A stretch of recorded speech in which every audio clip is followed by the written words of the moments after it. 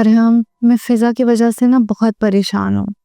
मगर फिजा तो बड़ी बहादुर लड़की है, हर हालात का सामना करना जानती है और सारी बातें साकिब को खुल के क्यों नहीं बोलती? साकिब भाई बहुत बदल गए हैं अब, वो हमारी कोई बात नहीं सुनते, बस रानी भाभी की बात सुनते और मानते हैं। ओ रानी, मैं रानी भाभी को गलत नहीं कहूँगी, क्योंकि अरहम उनकी वजह से ही तो हमारी बात हो रही है ना अभी। हाँ जानता हूँ, पहले मेरे भी ये ख्यालात थे कि बड़ी गुस्से वाली है रानी, कभी हमें मिलने नहीं रहेगी, मगर अब मेरे ख्याल बदल चुके हैं। बल्कि मैं खुद उससे मिलना चाहता हूँ, उससे मामा की ज़्यादतियों की माफ़ी मांगना चाहता। तो अरहम आप आ जाए ना घर। दिल तो मेरा भी यही चाहता, तुमसे मिले हुए बड़े महीने हो गए, तन्हा सा महसूस करता, बहुत मायूस हूँ मैं। अच्छा, फिर मैं रानी भाभी से ना आपके बारे में बात करूँगी, फिर देखते हैं वो क्या बोलती हैं। तो मेरी बात करवा सकती हो फिजा से?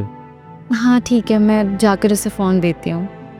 अच्छा, तुम कहाँ हो इस वक्त? मैं किचन वाली साइड पर थी ना।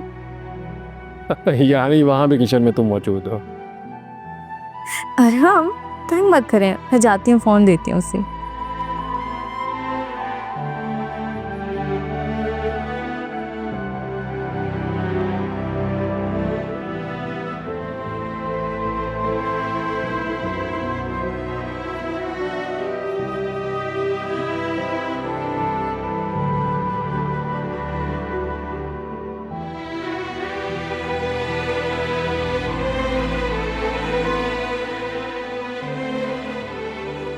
फिजा, अरहम तुमसे बात करना चाहते हैं, ये लो।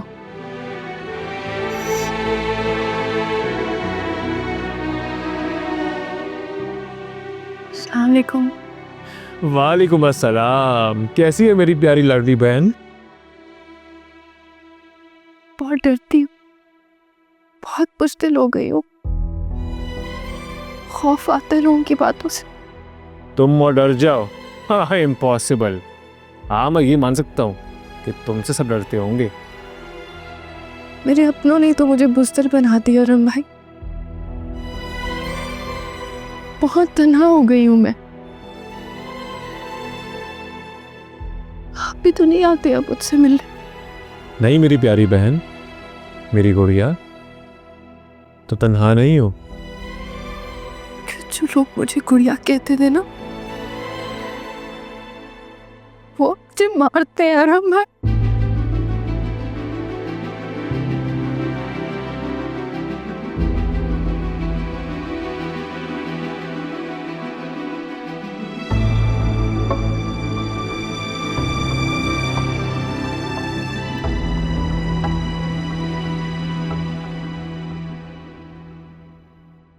बाबा, आप क्यों अपनी इंसल्ट करवाना चाहते हैं मेरे घर आकर?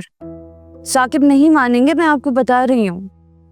परेशानी की बात नहीं है, वो मान जाएगा, ज़ारून से बात कर लेगा। और वैसे भी तुम कह चुकी हो कि तुम्हारा मसला तो है नहीं, ज़ारून को उससे बात कर लेने दो, मान जाएगा। हम तो उसका मसला हल कर रहे हैं ना, आसानी कर रहे हैं उसके लिए।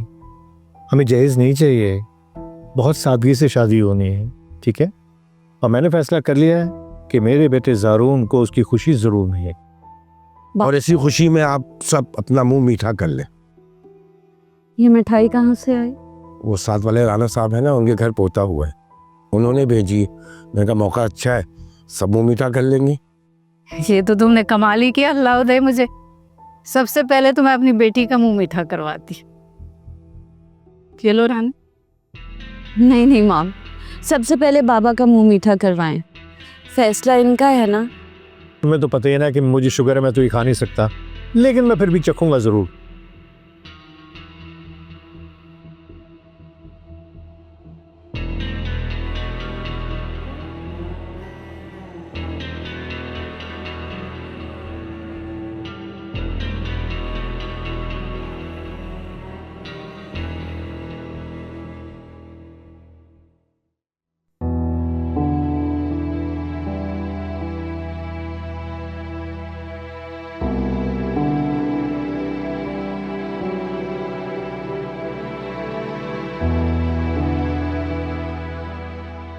मामा, मुझे आपसे बात करनी है अर्जेंट।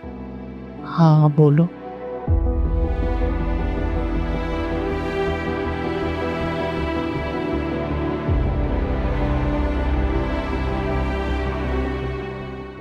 ये क्या कह रहे हो तुम?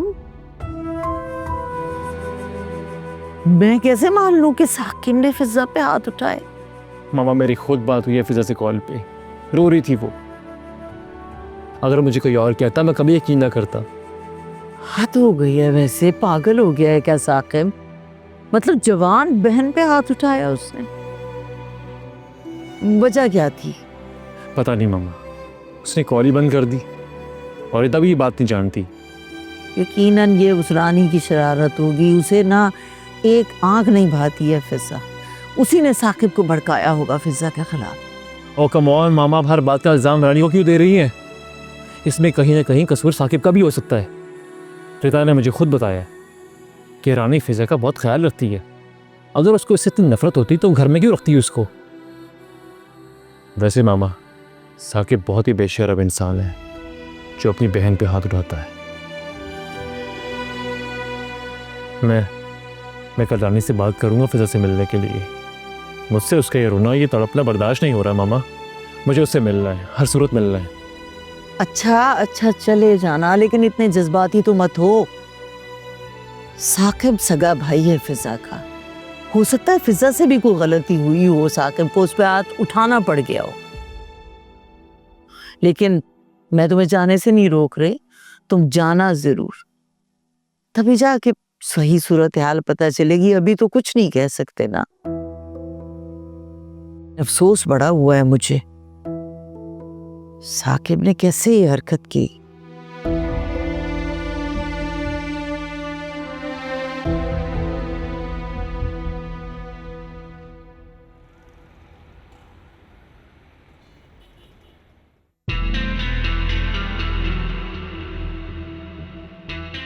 ये फिजा मेरी भाभी बनकर मेरे घर में ऐश करेगी?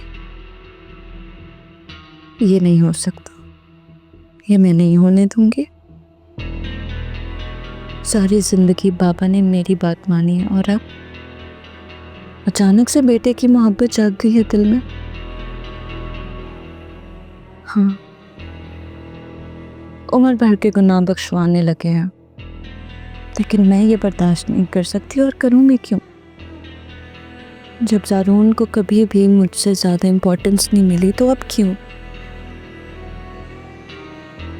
पापा चाहते हैं कि मैं साकिब को मनाऊं।